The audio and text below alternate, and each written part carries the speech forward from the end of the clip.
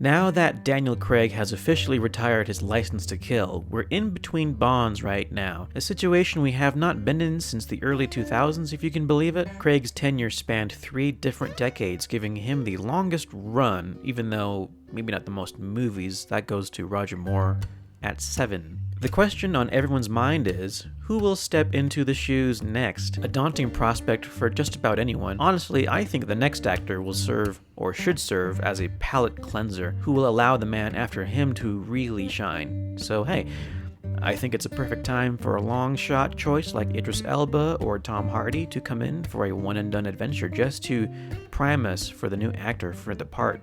That's just my opinion. But that's not what I'm here to talk about. I think people waste time talking about who the next Bond should be when they should be talking about what the next Bond should be. The actor is not everything. Look at Pierce Brosnan. Everyone and their dog pined for him to take over the role from Roger Moore initially, and then from Timothy Dalton later when that didn't work. And when he finally got his chance, his films suffered from odd tonal issues and a general lack of direction. Was he serious or funny? Yes.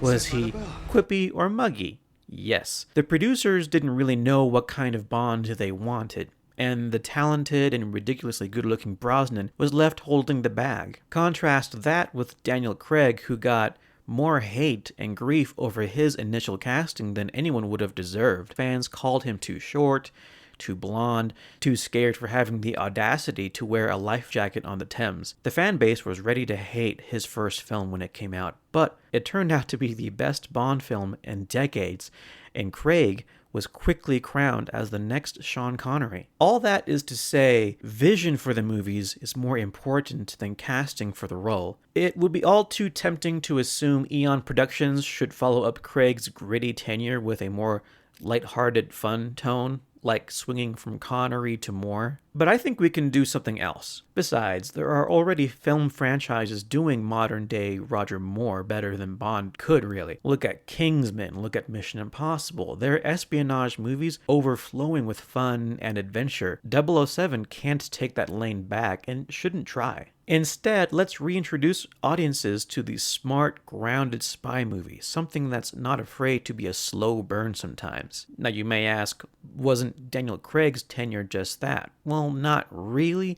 Casino Royale was more restrained than Die Another Day, that's for sure, but for one, his series had started to broaden again by Skyfall and had entered a different orbit by No Time to Die. It was still good stuff, but certainly larger than life in every way. And even Casino Royale had the secret agent go full commando multiple times. If there's any one character the new Bond should draw from, in my opinion, it's Jack Ryan, our favorite analyst, who, while very capable, can't do everything himself and relies on his wits just as much, if not more, than his weapons training. 00 agents should operate in the shadows, trained to be ghosts.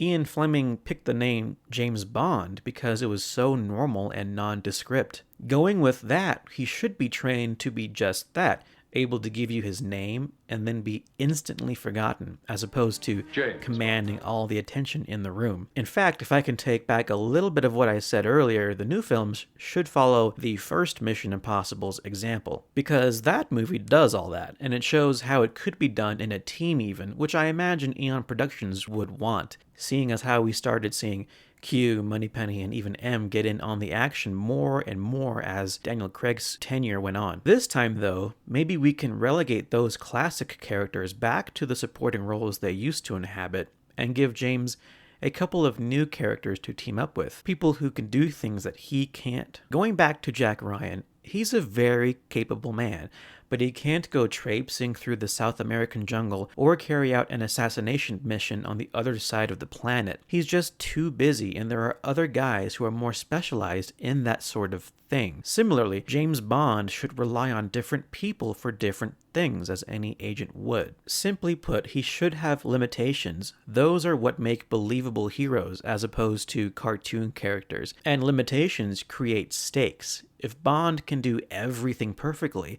then why do we as an audience need to worry for him? If he can woo every woman of every type on command, then where's the thrill? If he's everywhere he needs to be, why should we doubt that he can get the job done? I'm not saying Bond should be made smaller. In fact, the world should be made bigger. Things that affect the plot should happen where he's not, that he'll need to maybe adjust to. People, both on his side and not, should be better, more proficient than him at some things. Well, then what makes him James Bond, you might ask?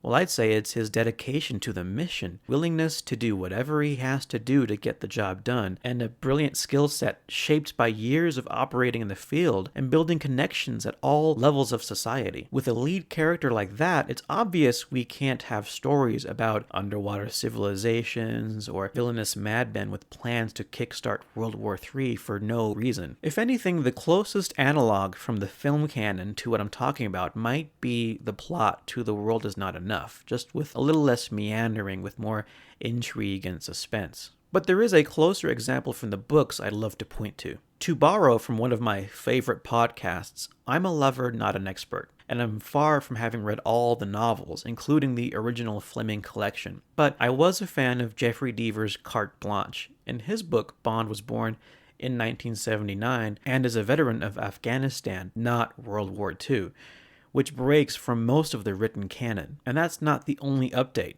Bond serves under the Overseas Development Group, as opposed to the broad MI6. Now, if my interpretation of how intelligence over there is organized, please feel free to eviscerate me in the comments. The villain in that book is based on UK soil, meaning Bond doesn't have jurisdiction, and so he is left to work with someone who does. Now, this does not mean there's no globetrotting. In fact, there's still a healthy amount of that, so Bond still gets to have fun with his passport. And the plot, not to give too much away, is not world-ending and does have sweeping implications involving many people.